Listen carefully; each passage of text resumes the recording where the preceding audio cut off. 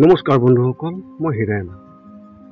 আজি এই ভিডিঅ'টোৰ জৰিয়তে আপোনালোকক জনাব বিচাৰিছোঁ যে এজন ব্যক্তিয়ে তেওঁৰ জীৱনত কেনেধৰণৰ কাম কৰিলে তেওঁৰ জীৱনত সফলতা লাভ কৰিব পাৰিব, তাৰে সম্পূৰ্ণ তথ্য আপোনালোকক এই ভিডিঅ'টোৰ জৰিয়তে আগবঢ়াই লৈছোঁ। প্ৰথমে মোৰ চেনেলটো আপোনালোকে ছাবস্ক্ৰাইব কৰি ল'ব, যাতে মোৰ পিছৰ ভিডিঅ'বিলাক আপোনালোকে সহজে লাভ কৰিব পাৰে। লগতে মোৰ ভিডিঅ' যদি ভাল লাগে তেন্তে লাইক আৰু শ্বেয়াৰ কৰিব, কমেণ্ট কৰি আপোনালোকৰ মনৰ ভাৱ প্ৰকাশ কৰিব। এতিয়া আহোঁ মূল বিষয়লৈ। আজি এই ভিডিঅ'ৰ উদ্দেশ্য হৈছে আপুনি আপোনাৰ জীৱনত কেনেধৰণৰ কামৰ জৰিয়তে আপুনি সফলতা লাভ কৰিব, লগতে আপুনি অৰ্থ উপাৰ্জন কৰিব পাৰিব। ইয়াত আপোনাক সহায় কৰিব আপোনাৰ যিখন লগ্ন তালিকাখন আপোনালোকে যদিহে কোনোবা এষ্ট্ৰলজাৰৰ তাত আপোনালোকে যদিহে বনাই ৰাখিছে তেন্তে অতি শুভ কাম কৰিছে এইটো। আৰু যদিহে যিসকলে এতিয়ালৈকে বনাব পৰা নাই, আজিকালি অনলাইনৰ যোগেৰে আপোনালোকে এই লগ্ন তালিকাখন লাভ কৰিব পাৰে। আপুনি আপোনাৰ মোবাইলৰ সেই প্লে ষ্টৰত গৈ আপুনি এনেকুৱা কিছুমান এপছ আছে যিটো এপছৰ দ্বাৰা আপুনি লাভ কৰিব পাৰিব অনলাইন যোগে। তেনেধৰণৰ এপছ আপোনালোকে ডাউনলোড কৰি তাত আপোনালোকৰ জন্মৰ ডেট অফ বাৰ্থ আৰু সময় তাত এণ্ট্ৰি কৰি আপোনালোকে আপোনালোকৰ লগ্ন তালিকাখন লাভ কৰিব। ধৰি লওক আপুনি আপোনাৰ লগ্ন তালিকাখন লাভ কৰিলে, তাত আপুনি চাব যে আপোনাৰ দশম ঘৰটোত যিটো আপোনালোকে স্ক্ৰীণত দেখিবলৈ পাই আছে, এই দশম ঘৰত তাত কিমান সংখ্যা লিখা আছে আৰু লগতে তাত যিকেইটা গ্ৰহ বহি আছে সেই গ্ৰহকেইটা কি, সেই গ্ৰহকেইটাৰ লগত সম্বন্ধ থকা যিবোৰ কাম, সেইবোৰ কাম কৰি আপোনালোকে জীৱনত সফলতা লাভ কৰিব পাৰে। যিবোৰ কাম গ্ৰহৰ লগত সম্বন্ধ আছে।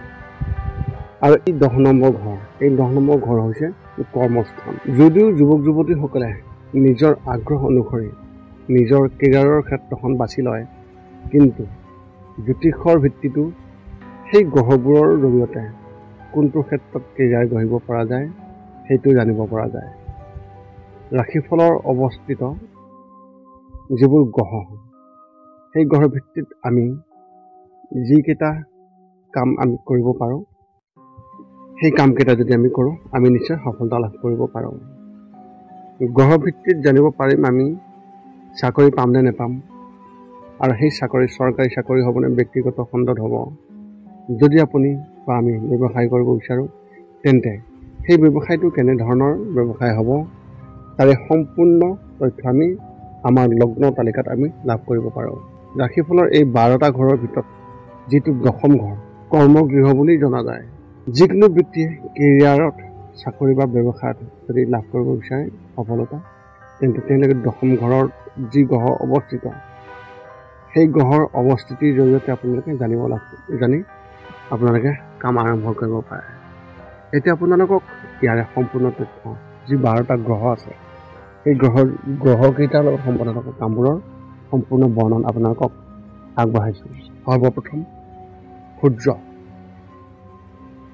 সূৰ্যৰ লগত জড়িত যিবোৰ কাম, সেই কামবোৰ হৈছে বিদেশী ভাষাৰ লগত সম্পৰ্ক, অৰ্থনীতিৰ লগত সম্পৰ্ক, জ্যোতিষ বিজ্ঞানৰ লগত সম্পৰ্ক, চিকিৎসা, ইলেক্ট্ৰনিক, ফটোগ্ৰাফী আদি যিবোৰ কাম, লগতে গৱেষণাৰ জৰিয়তে যিবোৰ কাম লাভ কৰিব পাৰি তেনেধৰণৰ কাম, লগতে PhD ডিগ্ৰী সিও সেই সূৰ্যৰ লগতে সম্বন্ধ। আৰু এই সূৰ্যৰ লগত সম্বন্ধ থকা কামবোৰ কৰিলে আপোনালোকৰ লাভ হ'ব। ইয়াৰ পিছতো হৈছে চন্দ্ৰৰ লগত জড়িত যিবোৰ, সেইবোৰ উদ্ভিদ বিজ্ঞান, আধ্যাত্মিকতা, জ্যোতিষ বিজ্ঞান, কৃষি কাৰ্য, বিমানৰ যি অভিজ্ঞতা, সেই অভিযান্ত্ৰিকত বিশেষভাৱে কেৰিয়াৰ গঢ়ি তুলিব পাৰে। ইয়াৰ পিছতো হৈছে মংগলৰ লগত সম্বন্ধ থকা কামবোৰ এনেধৰণৰ: গণিতজ্ঞ, ইতিহাস, ডাক্তৰ, কৃষি কাৰ্য, ৰসায়ন, ভূতত্ত্ব, খনিজ বিজ্ঞান, ৰন্ধন, গৃহবিজ্ঞান, ভূগোল, অভিযান্ত্ৰিক, স্থাপত্য আৰু অস্ত্ৰোপচাৰৰ বিশেষজ্ঞ হ'ব পাৰে। পিছৰটো হৈছে বুধ গ্ৰহ। বুধ গ্ৰহৰ লগত সম্বন্ধ থকা কামবোৰ এনেধৰণৰ উৎপাদন, অৰ্থনীতি, উপাদান বিজ্ঞান, টাইপিং, শ্বৰ্ট হেণ্ড, গণিত, ছপা, একাউণ্টেঞ্চি, বাণিজ্য, বিজ্ঞাপন, চলচ্চিত্ৰ, গৱেষণাৰ কাম আৰু PhD ডিগ্ৰীধাৰী যিবোৰ কাম তেনেধৰণৰ। ইয়াৰ পিছতো হৈছে বৃহস্পতি। বৃহস্পতিৰ লগত সম্বন্ধ থকা কামবোৰ এনেধৰণৰ দাৰ্শনিক গ্ৰন্থ, ভাষা বিজ্ঞান, ধৰ্ম, আধ্যাত্মিকতা, ৰাজনীতি, দৰ্শন, ন্যায় ক্ষেত্ৰ, গৱেষণামূলক কাম, লগতে PhD ডিগ্ৰীৰ যি কাম এনেধৰণৰ কামবোৰ বৃহস্পতিৰ লগত সম্বন্ধ।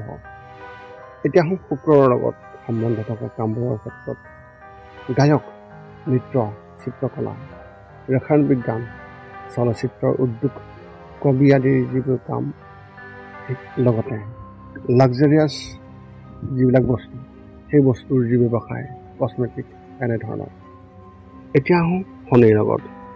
শনিৰ লগত সম্বন্ধ থকা কামবোৰ এনেধৰণৰ আইন, উৎপাদন, অভিযান্ত্ৰিক, চিকিৎসা, ভূতত্ত্ব, যন্ত্ৰপাতি, ফটোগ্ৰাফী, শোধনাগাৰ, ছপা, পশুবিজ্ঞান, চামৰাৰ উদ্যোগ, চৰকাৰী চাকৰি।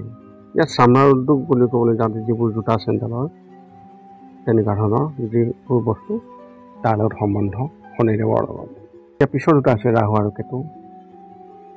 ৰাহু আৰু কেতুৰ লগত সম্বন্ধ থকা কামবোৰ এনেধৰণৰ অস্ত্ৰোপচাৰ বিশেষজ্ঞ, ভূতত্ত্ববিদ, ব্যৱসায়ী, কলা আৰু শিল্প, বাণিজ্য বিষয়ত এওঁলোকে কেৰিয়াৰ গঢ়ি তুলিব পাৰে।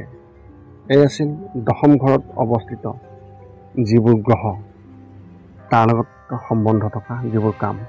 আৰু লগতে আপোনালোকে মন কৰিব যে দশম ঘৰটোত যদিহে অন্যান্য গ্ৰহ লিখা নাই বা তাত বহি থকা নাই, তেন্তে তাত যিটো সংখ্যা লিখা থাকিব সেই সংখ্যাটো হৈছে সেই ৰাশি, আৰু সেই ৰাশিৰ অধিপতি গ্ৰহ যি হ'ব সেয়াই হৈছে সেই ব্যক্তিজনৰ কৰ্মক্ষেত্ৰ, আৰু সেই কৰ্মৰ জৰিয়তে তেওঁৰ জীৱনত সফলতা লাভ কৰিব পাৰিব। এয়া আছিল আজিৰ ভিডিঅ'টোৰ সম্পূৰ্ণ তথ্য। পুনৰ লগ পাম অন্য এটা ভিডিঅ'ত। আজিলৈ ধন্যবাদ।